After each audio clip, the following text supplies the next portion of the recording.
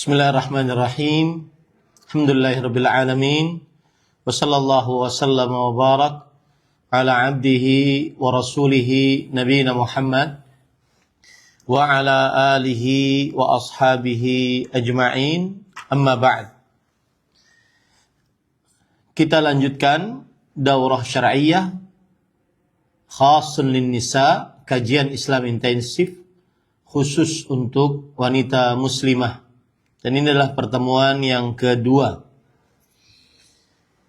Ibu-ibu, saudari-saudari muslimah, al-karimat, afanillah wa iyyakum, yang saya muliakan karena Allah. Semoga Allah subhanahu wa ta'ala selalu memberikan afiat kepada kita di dunia dan di akhirat.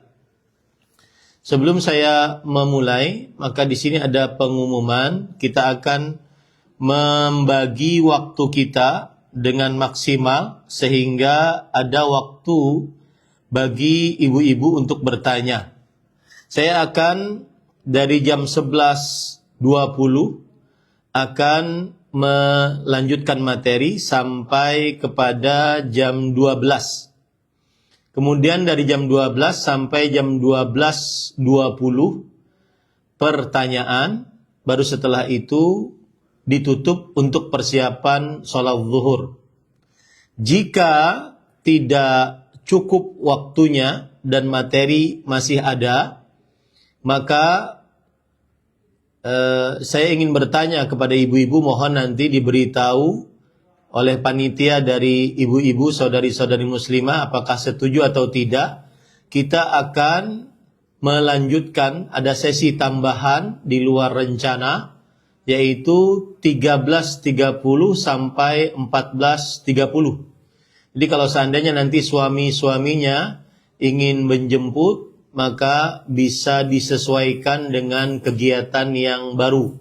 Ini kalau seandainya tambahan waktu tidak cukup, kalau seandainya ada tambahan waktu, karena mungkin sudah janji dengan penjemputnya, suaminya, bahwa dijemput ketika jam 11.45. Tapi mungkin saya melihat tidak selesai kajian kita dengan materi yang ada. Maka kalaupun ada tambahan dan disetujui oleh ibu-ibu sekalian melalui panitia, maka bisa kita tambah menjadi 13.30 sampai 14.30. Berarti kita berhenti di 14.30, yang menjemput ibu-ibu saudari-saudari muslimah bisa disesuaikan dengan jam tersebut. Mudah-mudahan bisa dimaklumi. Silakan berhubungan dengan panitia dari pihak laki-laki, apakah disetujui atau tidak nanti kalau ada tambahan. Baik, saya lanjutkan. Sekarang adalah hak istri yang ketiga, yaitu mendapatkan tempat tinggal. Ibu-ibu, saudari-saudari muslimah yang dimuliakan oleh Allah, wajib bagi seorang suami menyediakan tempat tinggal bagi seorang istri. Tempat tinggal di sini, para ulama fikih di antaranya Imam Ibnu Qudamah berkata, imma bimilkin au ijaratin au i'aratin au waqfin. Baik dengan membelikan istri tempat tinggal, atau menyewakan untuk istri tempat tinggal, atau meminjamkan kepada istri tempat tinggal, atau dengan mewakafkan istri tempat tinggal. Nah, ini perlu diperhatikan. Ya, dalil yang menunjukkan akan hal ini adalah Allah Subhanahu wa taala berfirman di dalam Al-Qur'an, askinuhunna min haitsu sakantum min wujdikum. Yang artinya adalah tempat tinggalkanlah mereka, para istri, di mana kamu bertempat tinggal menurut kemampuanmu.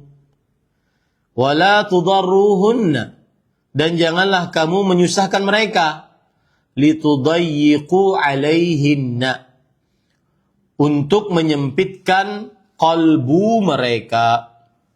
Ini dalil yang menunjukkan bahwa seorang suami wajib menyediakan tempat tinggal untuk istri.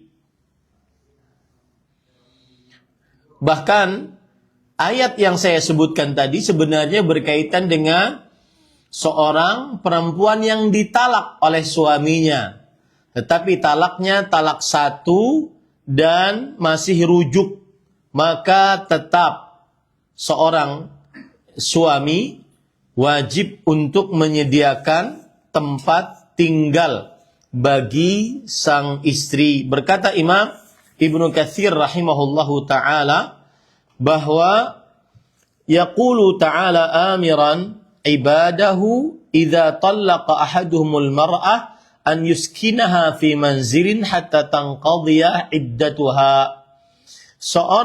Allah Subhanahu wa taala berfirman pada ayat ini, surah At-Talaq ayat 6, bahwa seorang jika mentalak istrinya, hendaklah lelaki tersebut menyediakan atau menempat tinggalkan istrinya di sebuah rumah yang ia bisa tinggali sampai selesai masa iddahnya.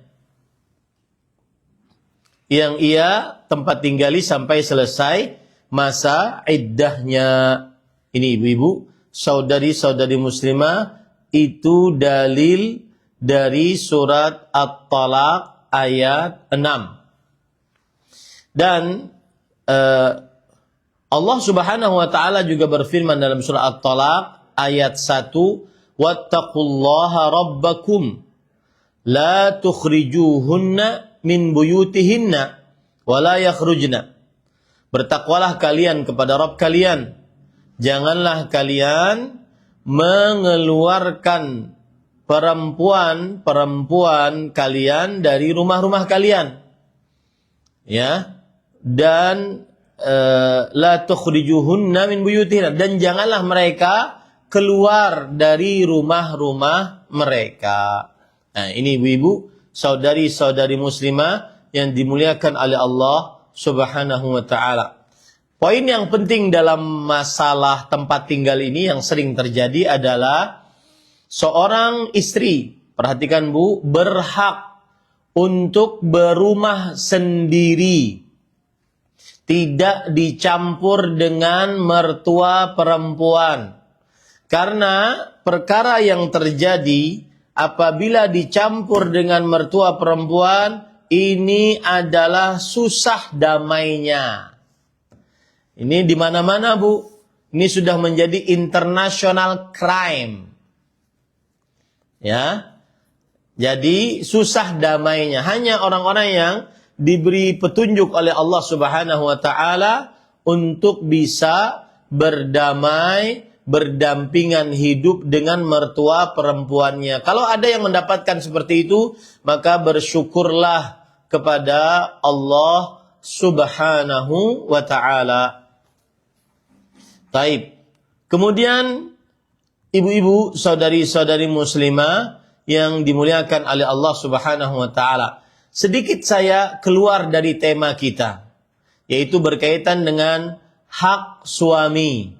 Termasuk kejadian yang sering terjadi dan menyebabkan akhirnya divorce, yaitu akhirnya perceraian, adalah sang istri tidak mau ikut dengan suami di dalam rumah yang sudah disediakan oleh suami. Nah, ini tidak benar dari sikap seorang perempuan.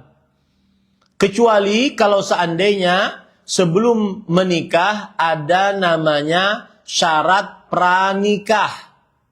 Syarat pranikah adalah ketika seorang istri perempuan mau dilamar, lalu dia melihat bahwa dia masih memiliki ibu yang harus dia urus, maka dia ajukan kepada calon suaminya syarat pranikah, yaitu dia meminta agar dia tetap tinggal di rumah ibunya untuk mengurus ibunya yang sendirian.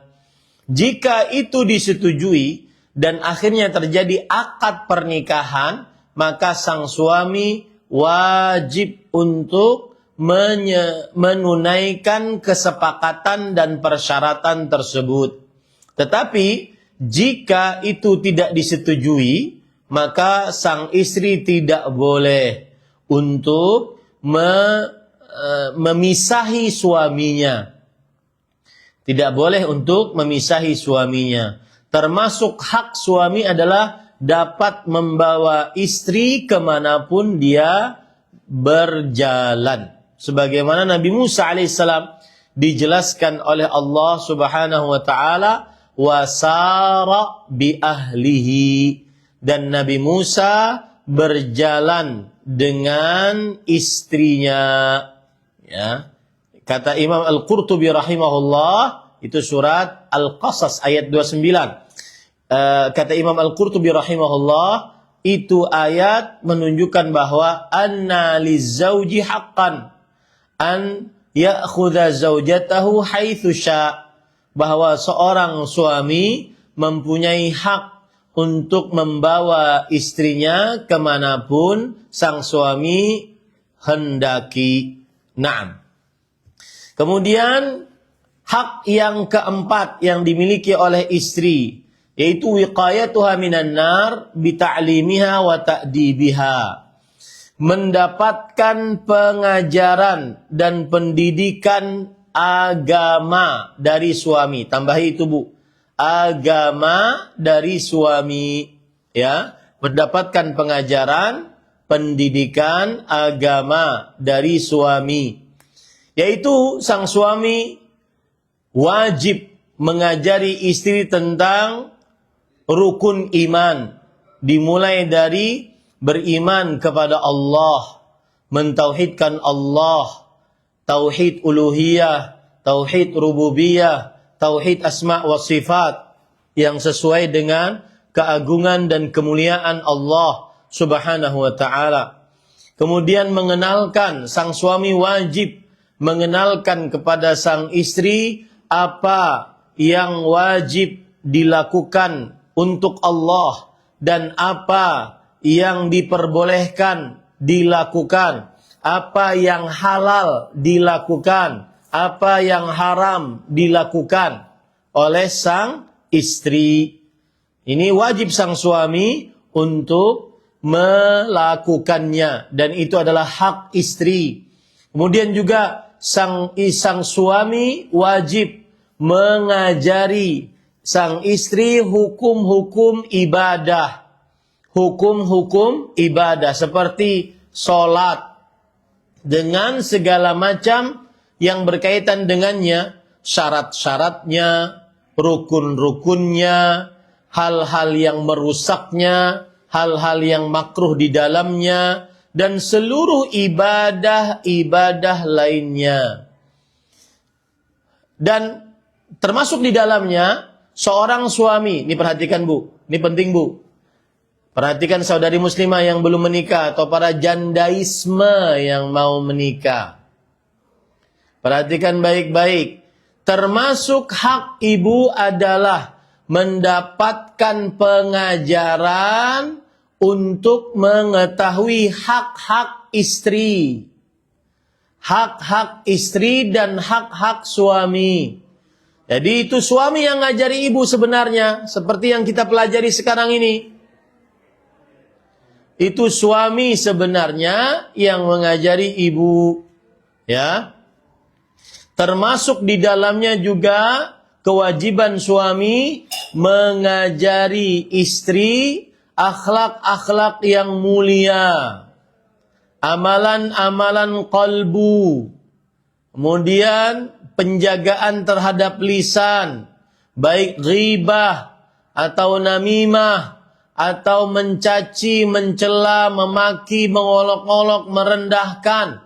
Ini semua hak ibu untuk mendapatkan keterangan dalam agama Islam dari hal-hal tersebut dari suami. Ya. Jadi ada beberapa poin tadi, Bu. Yang pertama yang berkaitan dengan akidah. Yang kedua yang berkaitan dengan ibadah. Yang ketiga yang berkaitan dengan akhlak. Yang keempat yang berkaitan dengan hak-hak suami istri. Itu semestinya kewajiban suami mengajarkannya. Makanya saya nasihatkan, jangan mencari suami cuma modal tampang doang. Ya, kulit putih, hidung mancung, kemudian wajah-wajah ala Korea. Jangan cuma yang seperti itu saja. Tetapi perhatikan, dia bisa menunaikan hak saya atau tidak. Ibu harus tahu hak ibu, di antaranya diajari perkara agama. Yang pertama berkaitan dengan akidah, ibadah, kemudian muamalah, akhlak dan adab. Lalu setelah itu hak-hak suami istri. Itu didapati oleh sang istri dari suaminya. Seharusnya demikian. Dalilnya surat At-Tahrim ayat 6. Allah Subhanahu wa taala berfirman, "Ya ayyuhalladzina amanu qu anfusakum wa ahlikum nara wa quduhan nas wal hijarah 'alaiha malaikatun ghilaz shidadun la ya'sunallaha ma amarahum wa yaf'aluna ma yu'marun." Wahai orang-orang yang beriman, jagalah diri kalian dan keluarga kalian. Ahlikum di sini memakai keluarga dari api neraka. Dan yang dimaksud dengan ahlikum, kata para ulama rahimahumullahu taala, yaitu istri. Ya.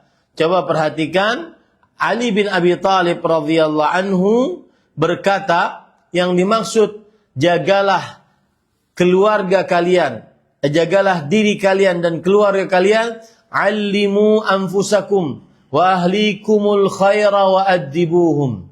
Ajari diri kalian dan istri kalian kebaikan dan adab. Kebaikan dan adab. Itu tafsiran dari menantu Rasulullah sallallahu alaihi wasallam.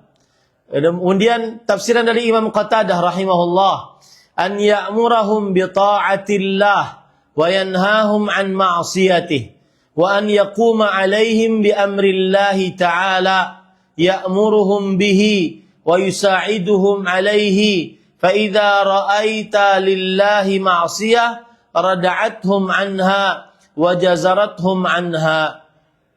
Yang dimaksud menjaga istri dari api neraka adalah memerintahkan mereka untuk taat kepada Allah, melarang mereka untuk bermaksiat kepada Allah, menegakkan di tengah-tengah mereka perintah Allah. Nah, ini penting ini, ya. Menegakkan di tengah-tengah keluarga perintah Allah. Itu hak ibu. Ketika seorang suami tidak membangunkan sholat subuh, kemudian tidak memberikan kepada seorang istri kesempatan untuk bertahajud, maka itu tidak benar. Ya, kekurangan suami. Ibu-ibu, saudari-saudari muslimah yang dimuliakan oleh Allah Subhanahu wa taala. Dalilnya apa, ibu, yang menunjukkan akan hal ini? Kullukum ra'in wa kullukum mas'ulun an ra'iyatih. Setiap dari kalian pemimpin dan penyanggung jawab atas yang dipimpinnya. Ar-rajulu ra'in ala ahli baitihi wa huwa mas'ulun anhum. Seorang suami pemimpin dan penanggung jawab atas orang-orang yang di bawah tanggung jawabnya. Seperti memerintahkan sholat, ya. Maka ibu perhatikan, jika istri lalai sholat dan suami ada di tempat, dia tahu istrinya lalai sholat dan dia tidak melakukan amar ma'ruf nahi mungkar, maka ini seorang suami dikhawatirkan ikut berdosa. Nah, ini hati-hati. Sang istri kesukaan, kelalaian nonton film Korea misalkan, sampai melalaikan sholat misalkan. Maka sedangkan suami ada di tempat, maka sang suami berdosa jika membiarkan hal itu terjadi.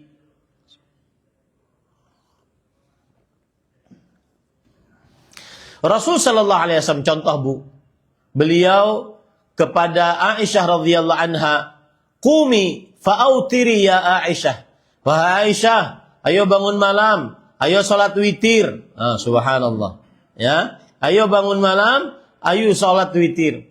Ini disebutkan dalam hadis riwayat Muslim. Rasul sallallahu alaihi wasallam juga bersabda dalam hadis riwayat Bukhari, "Aiqidhu sawahibal hujar." Artinya bangunkanlah orang-orang yang tinggal di kamar-kamar. Maksudnya yaitu istri-istri yang mereka tidak keluar rumah kecuali dengan izin suaminya. Ini ibu-ibu, saudari-saudari muslimah yang dimuliakan oleh Allah Subhanahu wa taala.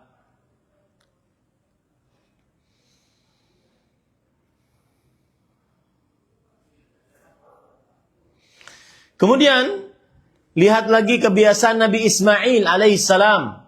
Surat Maryam ayat 55. Ya, surat Maryam ayat 55. Wa kana ya'muru ahlahu bis-salati waz-zakati wa kana 'inda rabbih mardiyya. Dan beliau senantiasa, Nabi Ismail, memerintahkan istrinya untuk salat, membayar zakat, dan beliau diridai oleh Allah Subhanahu wa taala. Begitu juga dalam surat Thaha ayat 132, wa'mur ahlaka bis-shalah wastabir 'alaiha, dan perintahkan istrimu untuk salat dan bersabarlah atasnya.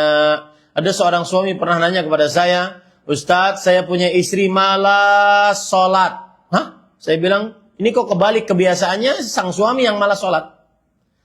"Ini enggak Ustaz, sang istri malas salat. Sampai kapan batas saya menasehati dan memerintahkan istri? Saya capek Ustaz." Maka jawabannya, sampai istrinya sholat. Itu batas kewajiban. Ya, nih ibu-ibu, saudari-saudari muslimah yang dimuliakan oleh Allah. Dan kebiasaan Rasulullah sallallahu alaihi wasallam, kalau beliau ada permasalahan, maka beliau berkata kepada istrinya, "Ya ahlah, sallu, sallu. Kanatil anbiya idza nazala bihim amrun faz'u ila shalah." Wahai istri-istriku, salatlah kalian, salatlah kalian. Sesungguhnya para nabi jika mendapatkan sesuatu kegalauan, maka mereka segera mendirikan salat. Nah, ini ibu-ibu. Itu hak ibu untuk mendapatkan dari seorang istri, jadi seorang suami adalah pengajaran agama dan pendidikan agama di dalam rumah.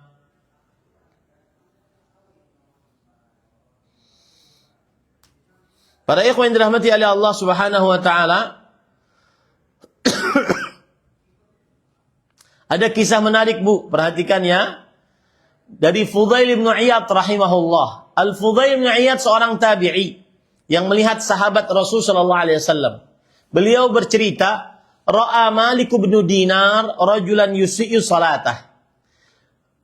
Malik bin Dinar, seorang ulama di kalangan salafus saleh, melihat seorang lelaki buruk salatnya, mungkin tumakninahnya tidak dapat, mungkin rukuknya, sujudnya tidak sempurna. Maka Fudail bin Iyad bercerita, Imam Malik ibn Dinar pernah melihat seorang yang buruk salatnya, seorang lelaki yang buruk salatnya. Lalu Malik ibn Dinar berkata, ma arhamani bi'iyalih.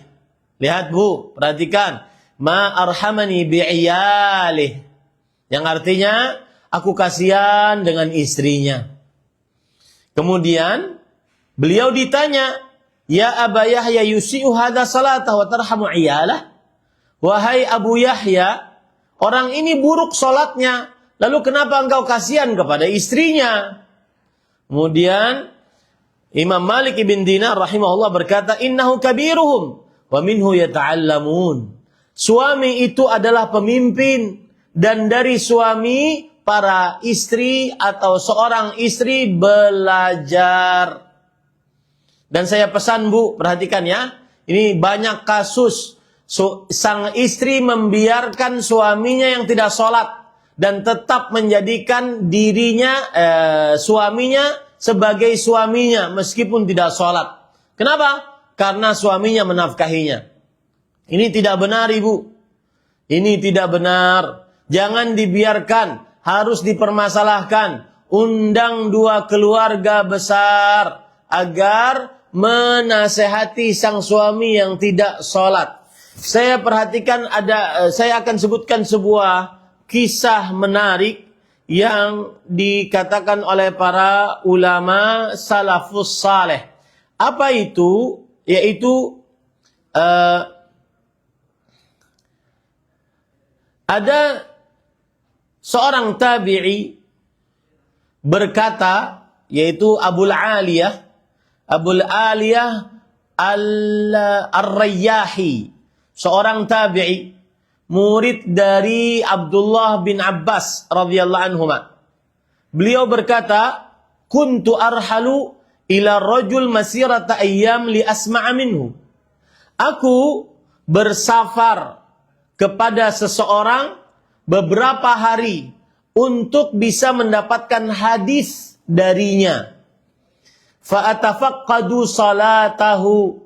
Setelah aku sampai, maka aku perhatikan bagaimana guru ini dengan sholatnya.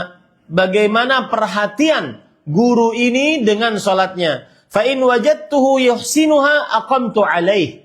Kalau aku lihat dia bagus sholatnya, menjaga waktu, menjaga rukun, menjaga syarat, menjaga kewajiban-kewajiban sholat, maka aku akan diam dan mengambil ilmu darinya. Wa in ajiduhu yudayyi'uha rahaltu walam asma' minhu. Tapi kalau aku lihat si guru yang punya riwayat hadis ini melalaikan sholat, maka aku pergi darinya dan tidak mendengar hadis darinya. Lalu aku berkata, huwa lima siwaha adhya'u. Ini perhatikan Bu. Orang ini, guru ini, terhadap selain sholat, pasti lebih melalaikan. Sholat saja dia lalaikan. Maka selain sholat, pasti dia lalaikan. Maka para perawan, para janda, yang masih belum punya suami yang mendengar kajian ini. Jika Anda ingin menikah, salah satu pengetahuan yang harus Anda dapatkan adalah bagaimana muhafadhatur rajul 'ala salawat. Bagaimana calon suami kita menjaga selalu tentang sholatnya. Cari dengan cara apapun yang penting halal, agar tahu informasi tentang sholat calon suami kita. Kenapa? Karena kaedahnya tadi Bu. Huwa lima siwaha adhya'u. Orang ini terhadap selain sholat pasti lebih melalaikan. Kalau sholat saja dia melalaikan, maka selain sholat pasti lebih melalaikan. Ini ibu-ibu, saudari-saudari muslimah yang dimuliakan oleh Allah Subhanahu wa ta'ala. Nah, poin terakhir dalam perkara ini adalah apabila suami tidak memiliki kapabilitas untuk mengajari istrinya dan sudah menikah Ustadz, sudah punya anak sekian, tapi memang dia ternyata tidak bisa, tidak tahu ilmu agama, maka jawabannya sang suami harus menyediakan sarana agar bisa sang istri belajar ilmu keislaman. Agar bisa sang istri belajar ilmu keislaman. Dan ini adalah yang bisa dilakukan di zaman sekarang. Seperti menyediakan atau memanggil seorang ustadz untuk mengajari satu keluarga, atau memilihkan pelajaran-pelajaran di media sosial sehingga bisa dipelajari oleh sang istri. Wallahu a'lam. Sekarang yang kelima, dijaga dan mendapat rasa cemburu dari suami. Perhatikan nih Bu, ini hak seorang istri. Seorang suami wajib menjaga istrinya dan menjaga kesucian kemaluan istrinya, menjaga kehormatan kemuliaan istrinya, ya. Ini adalah kewajiban dari seorang suami dan hak seorang istri. Nih, ibu-ibu, saudari-saudari muslimah yang dimuliakan oleh Allah Subhanahu wa taala. Rasul sallallahu alaihi wasallam bersabda dari hadis riwayat Imam Ahmad dari Jabir bin Atiq radhiyallahu anhu, "Inna minal ghairah ghairatan yubghidhuha Allah, wa hiya ghairatur rajul ala ahli min ghairi ribah." Sesungguhnya termasuk rasa cemburu yang dimurkai oleh Allah, yaitu cemburunya seorang suami terhadap istrinya tanpa ada hal yang meragukannya. Pemahaman balik dari hadis ini adalah berarti hak istri dicemburui oleh suami, dijaga kemaluan oleh suami, dijaga kesucian kehormatannya oleh suami. Nih, ibu-ibu, saudari-saudari muslimah yang dimuliakan oleh Allah Subhanahu wa taala. Contoh misalkan, ini hak ibu untuk tidak dimasuki oleh keluarga laki-laki suami di dalam sebuah rumah tanpa ada suami yang hadir di tempat itu. Ya, perhatikan baik-baik. Rasulullah sallallahu alaihi wasallam bersabda, "Iyyakum wad-dukhula 'alan nisa." Jauhilah oleh kalian masuk ke tempat-tempat perempuan.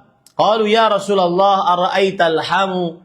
Wahai Rasulullah sallallahu alaihi wasallam, apa pendapat engkau tentang kerabat suami? Entah itu kakak atau adik suami, bahkan sebagian ulama mengatakan itu bapak suami, mertua. Sebagian ulama, ya. Karena mungkin dikhawatirkan akan terjadi fitnah, ya. Bapak suami. Maka Rasulullah SAW mengatakan alhamu al-maut. Keluarga atau kerabat suami adalah kematian. Baik itu ifar bagi istri ataupun mertua bagi istri. Ya, ini ibu-ibu, saudari-saudari muslimah yang dimuliakan oleh Allah Subhanahu wa taala. Kemudian ibu-ibu, saudari-saudari muslimah yang dimuliakan oleh Allah Subhanahu wa taala, saya akan sebutkan beberapa peraturan Islam yang semestinya ditegakkan oleh suami, dan ini adalah hak istri agar terjaga kesucian, kemaluan, kehormatan sang istri. Di antaranya yaitu tidak memperbolehkan kepada seorang pun masuk ke dalam rumah suami tanpa adanya suami, baik itu karib kerabat suami, laki-laki ataupun perempuan. apalagi orang asing yang tidak ada hubungan keluarga sama sekali. Nah, kemudian yang kedua, yaitu seorang istri tidak pergi keluar rumah ketika seorang istri tidak dibiarkan oleh suaminya untuk pergi ke dalam tempat-tempat yang di dalamnya perkumpulan para lelaki. Yang di dalamnya perkumpulan para lelaki. Nah ini harus dipahami dan itu hak ibu. Kalau seandainya Ustadz, suami saya itu cuek bebek Ustadz, tidak pernah perhatian yang seperti ini, maka jawabannya diajarkan, suruh nonton video saya ini, Bu. Ya. Kemudian yang keenam adalah tidak mengkhianati, tidak berselingkuh, dan kemudian atau memata-matai istri. Ini hak istri, tidak berkhianat atas perjanjian pernikahan yang agung. Dan saya pesan, Bu, perhatikan baik-baik. Perselingkuhan adalah pengkhianatan yang terbesar setelah kesyirikan. Perselingkuhan adalah pengkhianatan terhadap kesepakatan yang terbesar setelah kesyirikan. Catat itu baik-baik, Bu. Kenapa demikian? Karena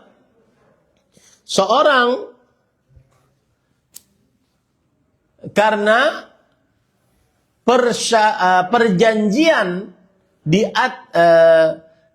saya ulangi, karena Allah berfirman dengan lafaz mitsaqan ghalidhan. Mitsaqan ghalidhan. Ibu-ibu silahkan cari mitsaqan ghalidhan. Ya, itu silahkan dilihat pada surat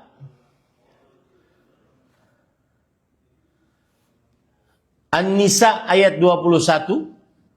Kemudian surat Al-Ahzab ayat 7. Allah tidak pernah memakai mitsaqan ghalidhan yang artinya adalah perjanjian yang agung. Kecuali untuk dua hal. Untuk perjanjian tauhid seorang hamba kepada Allah Subhanahu wa taala. Yang kedua, untuk perjanjian pernikahan seorang suami kepada istrinya. Makanya apabila kesyirikan terjadi, berarti ini pengkhianatan terhadap perjanjian tauhid, yang mana semua hamba sampai yang belum lahir sudah berjanji kepada Allah untuk mentauhidkan Allah, sebagaimana disebutkan oleh Allah dalam surat Al-Ahzab ayat 7. Wa id akhadna minan nabiyyina mitsaqan wa minka wa min Nuh wa Ibrahim wa Musa wa Isa bin Maryam wa akhadna minhum mitsaqan ghalidha. Dan ingatlah ketika kalian mengambil perjanjian dari kami dan dari dirimu sendiri, yaitu Nabi Muhammad SAW, dari Nabi Nuh, Ibrahim, Musa, Isa putra Maryam, dan kami telah mengambil dari mereka seluruhnya perjanjian yang agung. Inilah mitsaqan ghalidhan yang pertama.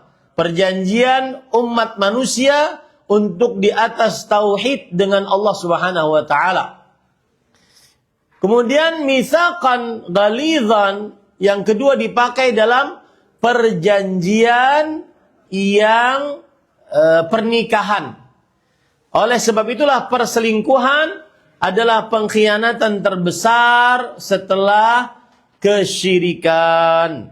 Nah, ini ibu-ibu, saudari-saudari muslimah yang dimuliakan oleh Allah Subhanahu wa taala. Jadi jangan sampai ibu-ibu diselingkuhi. Ya.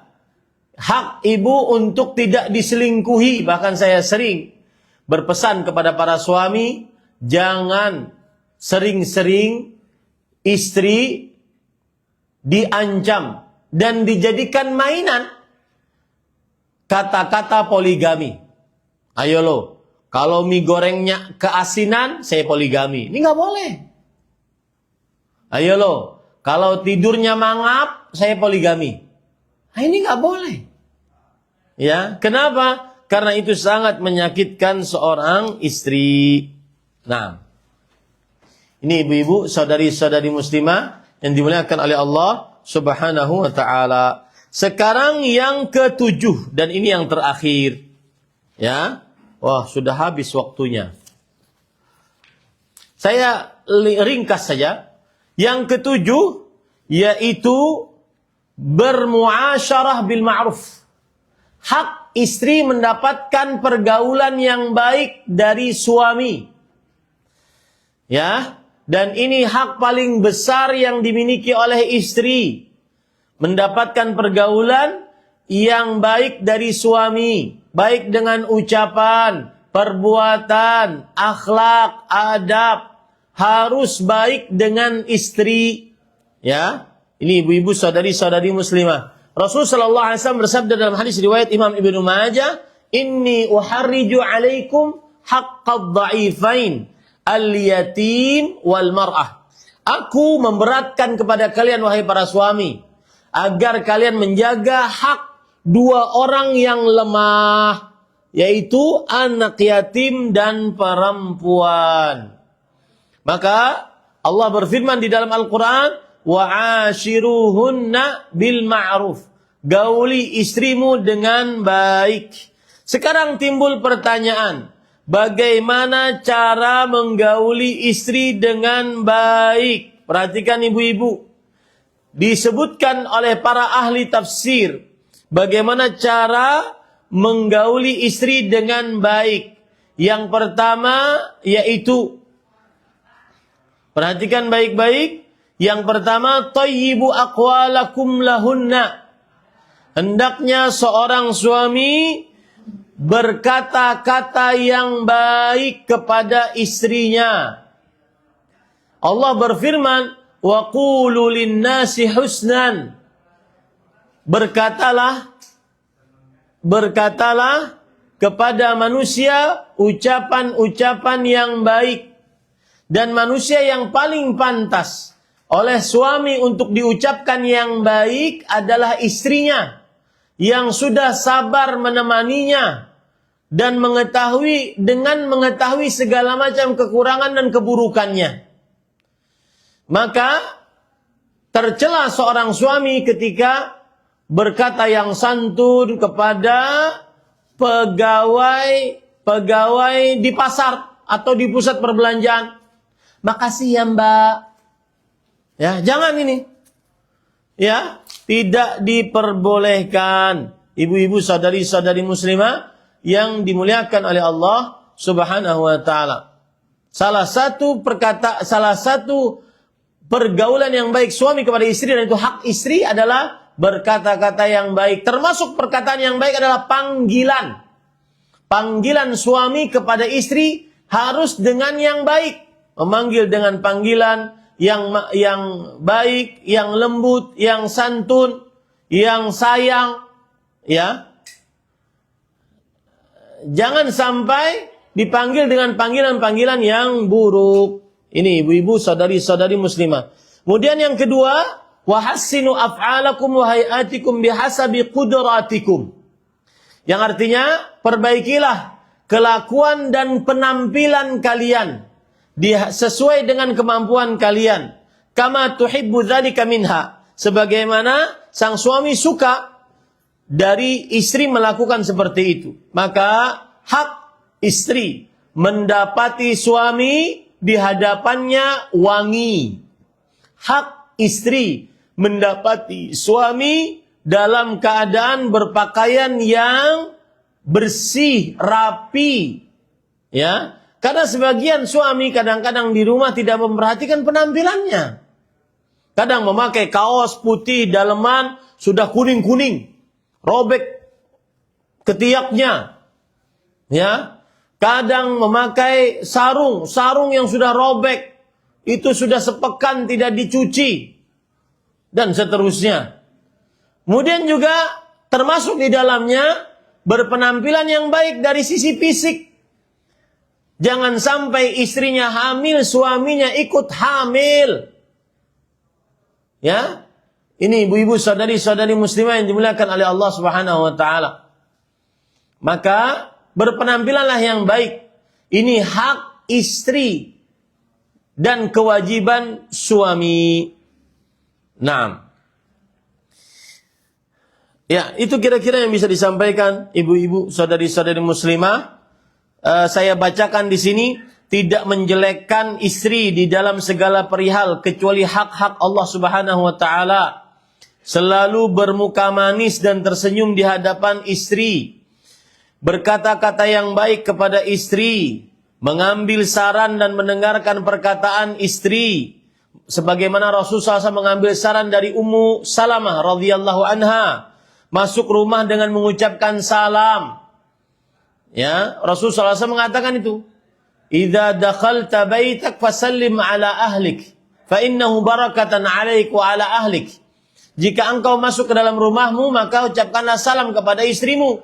Sesungguhnya itu adalah termasuk keberkahan atasmu dan keluargamu. Kemudian memuliakannya di hadapan keluarganya. Nah, ini termasuk hak istri, yaitu dipuji sang istri di hadapan bapak istri, suami, bapak istri, ibu istri, adik kakak istri. Ini termasuk akhlak yang baik dan pergaulan yang baik yang semestinya itu hak istri mendapatkannya dari suami. Kemudian mengobatinya jika sakit, sebagaimana Utsman bin Affan diperintahkan oleh Rasul sallallahu alaihi wasallam untuk menemani Ruqayyah atau Ummu Kulthum ketika sakit dan tidak ikut perang Badar pada waktu itu. Ini termasuk daripada hak istri diobati oleh suami, ya, ketika sang istri sakit. Kemudian yang selanjutnya adalah berlaku adil di antara para istri. Nah, ini bagi yang berpoligami. Berlaku adil ini termasuk daripada muasyarah bil ma'ruf. Ya, muasyarah bil ma'ruf. Berlaku adil baik di dalam nafkah lahir batin atau pangan, yaitu makanan. Berlaku adillah. Kemudian yang selanjutnya termasuk muasyarah bil ma'ruf, dan itu adalah hak istri bersama-sama dengannya mengurus rumah jika ada kesempatan untuk itu. Seperti Rasulullah Sallallahu Alaihi Wasallam, beliau memerah susu kambing beliau sendiri dan menyediakan minuman untuk diri beliau sendiri. Kemudian beliau menjahit pakaian beliau sendiri, beliau membasuh pakaian beliau sendiri. Nah, ini termasuk daripada hak istri, muasyarah bil ma'ruf yang dilakukan oleh suami kepada istrinya. Nah, sudah banyak sekali pertanyaan. Silahkan ibu jika ada yang bertanya.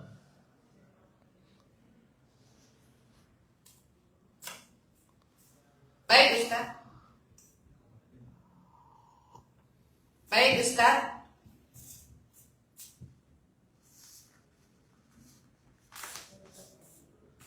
Baik Ustaz. Assalamualaikum Ustaz. Waalaikumsalam warahmatullahi wabarakatuh. Ya, silakan Bu.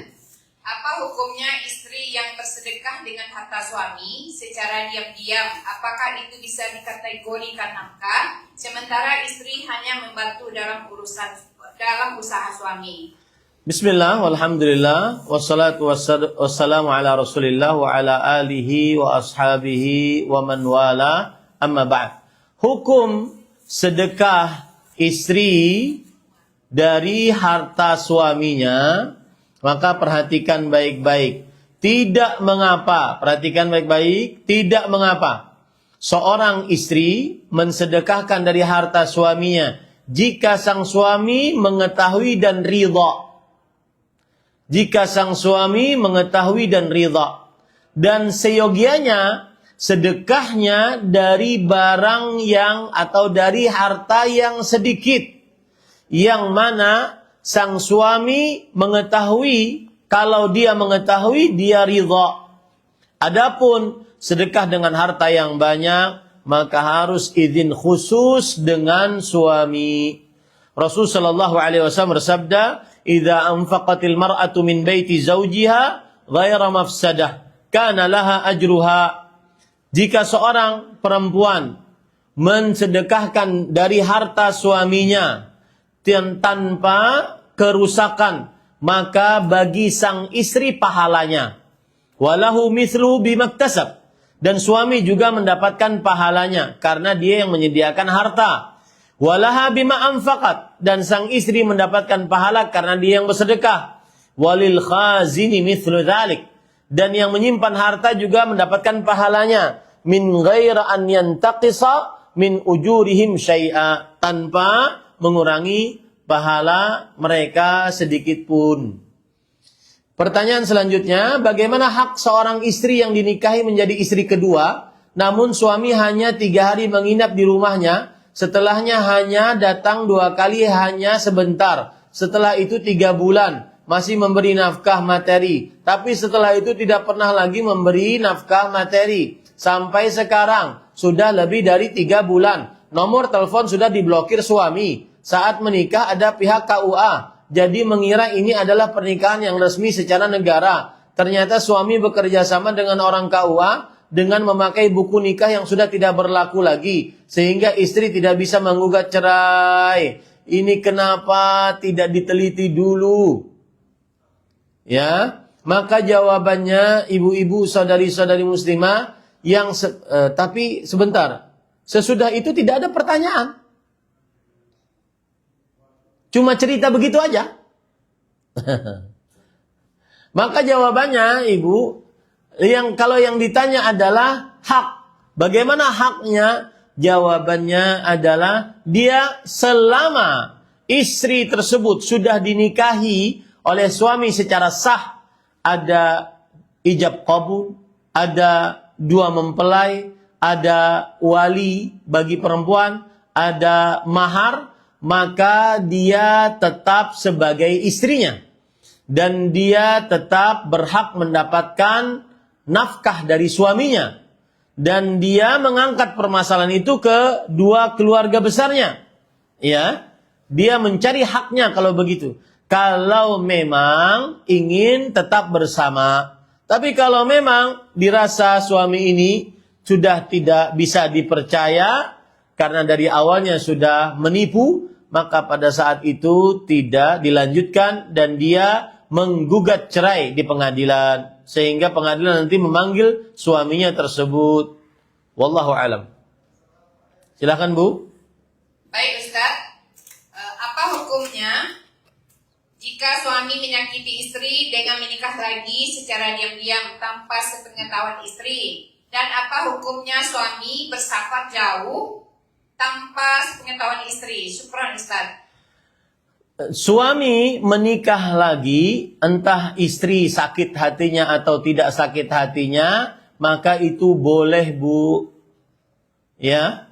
Suami menikah lagi, entah itu istri sakit hatinya atau tidak sakit hatinya itu boleh, asalkan tidak lebih dari 4 istri. Ya. Jadi kalau ditanyakan pertanyaan tadi begitu, apa hukumnya? Suami menikah lagi dengan menyakiti hati istri. Ini suami menikah lagi dengan menyakiti hati istri, tidak ada hubungannya. Dan seorang istri pasti akan sedih hatinya, merasa tersakiti hatinya saat sang istri menikah lagi, sang suami menikah lagi. Tetapi secara hukum sang suami boleh. Begitu. Wallahu alam. Waktu sebelum menikah, suami datang dengan istri pertama sebagai tanda persetujuan dari istri pertama. Lalu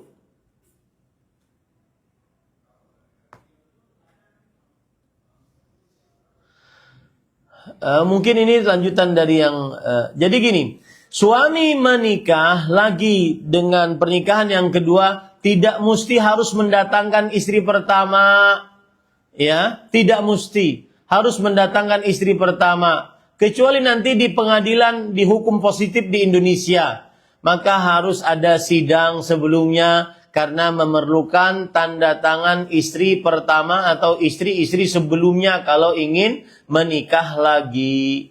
Wallahu alam. Silahkan Ibu.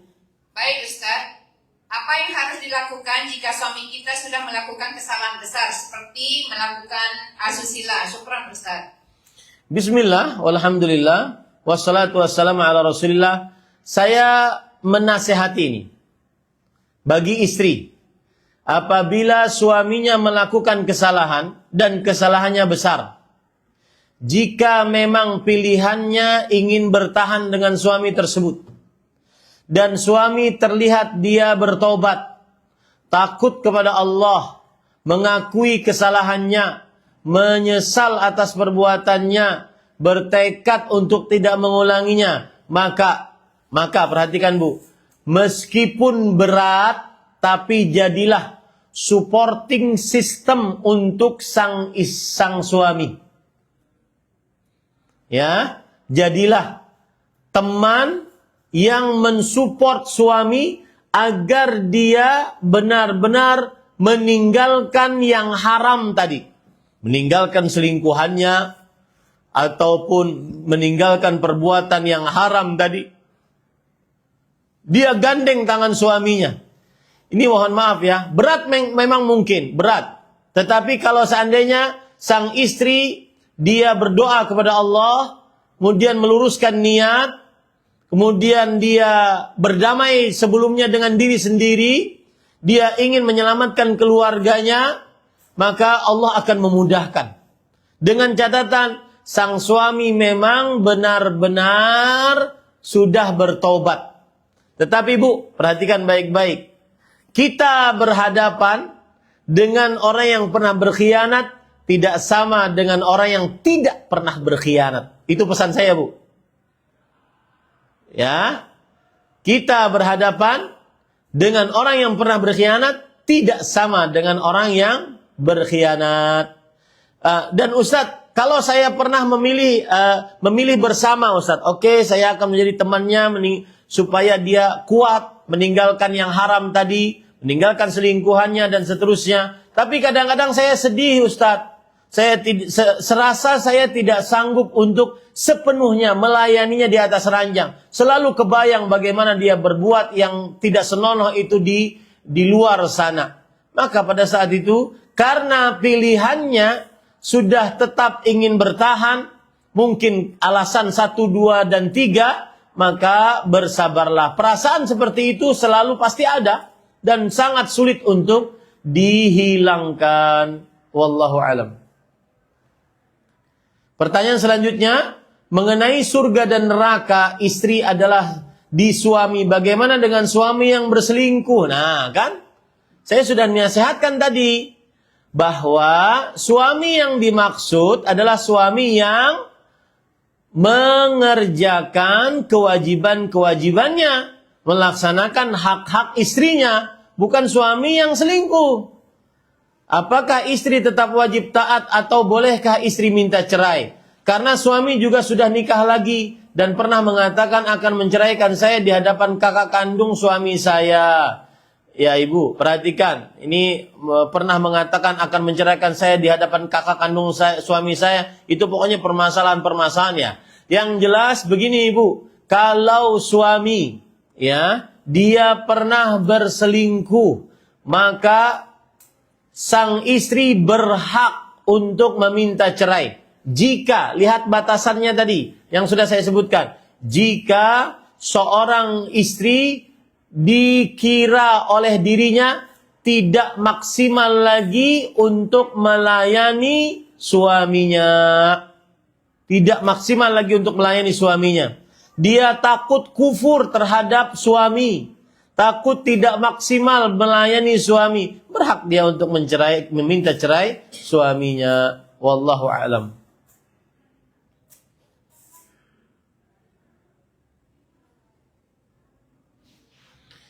Nah, Bu, silahkan.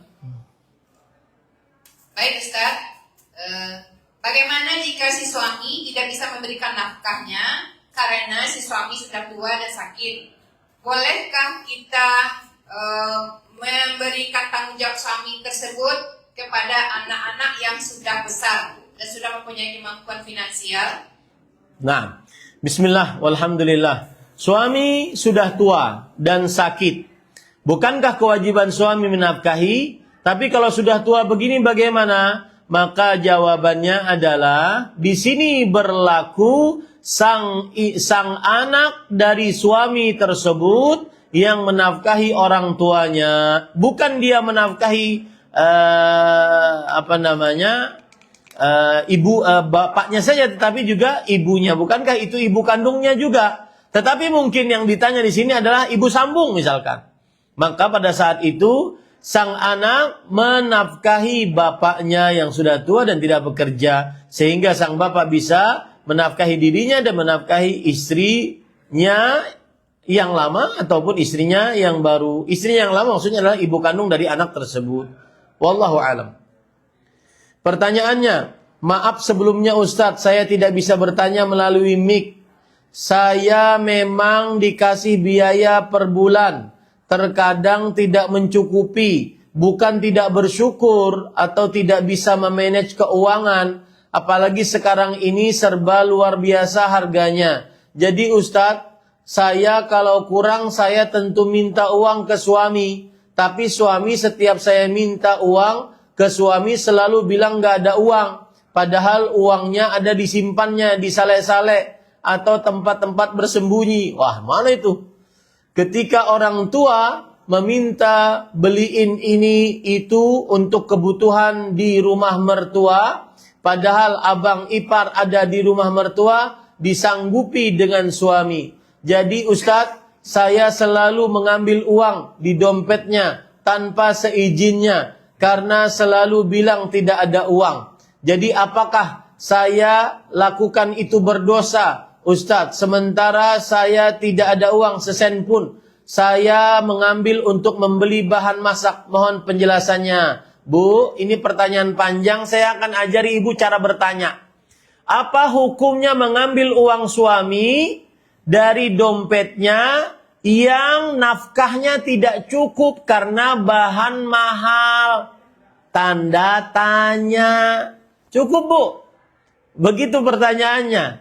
Tidak perlu cerita ke sana kemari. Jawabannya adalah jika memang seperti yang ibu sebutkan bahwa nafkah suami belum cukup karena barang-barang mahal, kemudian nafkah suami tidak mencukupi dan dia masih ada uangnya, maka ambillah, tapi jangan semuanya. Ya. Rasulullah SAW bersabda, "Khudhi ma yakfiki li ahlaki wa li waladiki." Ambillah yang mencukupimu untuk anakmu dan dirimu. Wallahu alam. Silakan, Bu. Baik Ustaz. Posisi anak di rumah sebagai keponakan, tinggal bersama om dan tante. Pada umur kedua orang tua tersebut telah meninggal. Namun di rumah om, anak tidak mendapatkan hak seperti hak ajar dan uang belanja. Apakah boleh anak menuntut hak anak dan meminta untuk keluar dari rumah om tersebut? Bismillah, walhamdulillah. Boleh ibu. Sebagaimana sudah kita sebutkan tadi bahwa boleh meminta tempat tinggal sendiri jika suami menyanggupinya. Ya, wallahu a'lam. Tapi pertanyaan, bolehkah istri tidak peduli dengan hutang judi suami? Iya, jangan mau peduli. Kenapa peduli? Jangan mau peduli dengan hutang judi suami. Wallahu alam. Nah, silakan Bu.